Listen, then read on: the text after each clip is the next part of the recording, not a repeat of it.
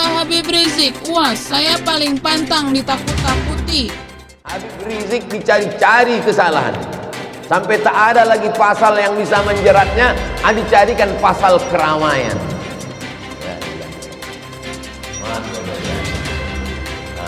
Ustaz Mahir tak masuk, Ustaz Guntur masuk, nampak tu tahu tak lama lagi. Saya paling pantang takut-takuti.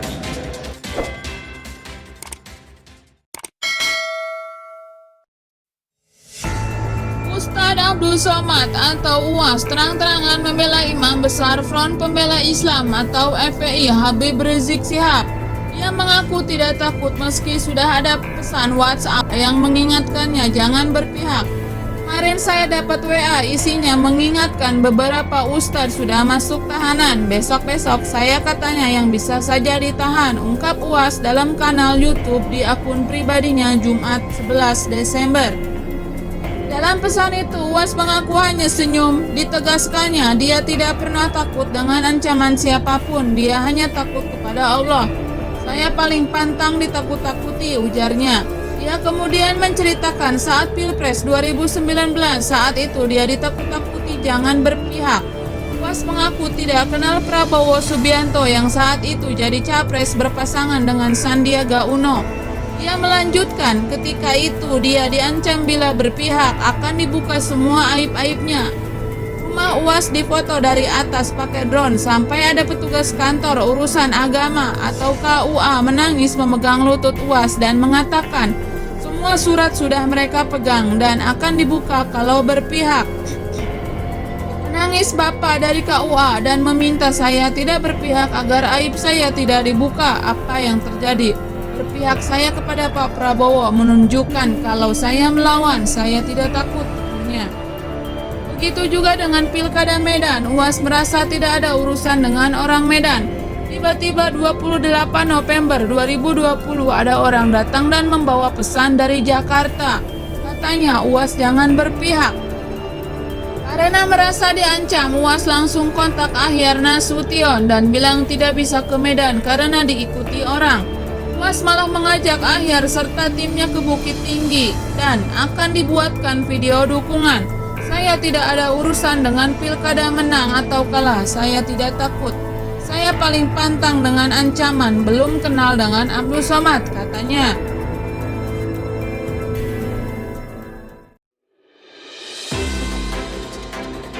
Laskar FPI ditembak mati, UAS akhirnya angkat bicara.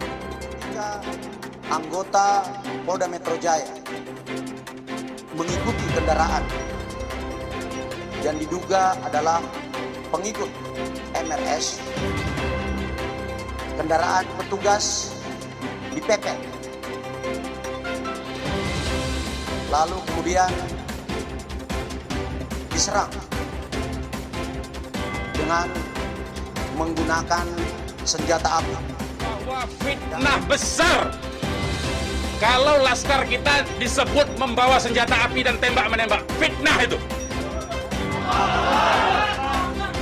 A'udzubillahi minasyaitonirrajim. Man qatala nafsan bighairi nafsin faka'annama qatala an-nasa jami'an.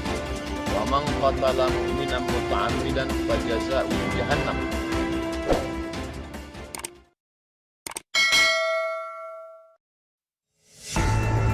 Ustadz Abdul Somad atau UAS akhirnya angkat bicara menanggapi kasus penembakan mati 6 laskar pengawal Habib Rizik. UAS meminta Komisi Nasional Hak Asasi Manusia atau Komnas HAM untuk mengusut tuntas kasus penembakan 6 laskar pengawal Habib Rizik tersebut. Hal itu penting agar tidak terjadi fitnah berkepanjangan. UAS memberi 3 poin pernyataan sikap. Pertama, dalam ajaran agama Islam membunuh satu orang sama saja dengan membunuh semua orang. Kemudian membunuh orang beriman maka balasannya adalah neraka jahanam.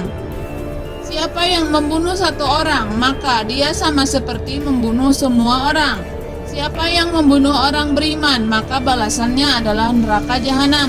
Ucap UAS melalui video yang dikirimkan oleh jurnalis Islam Bersatu atau JITU Selasa 8 Desember 2020.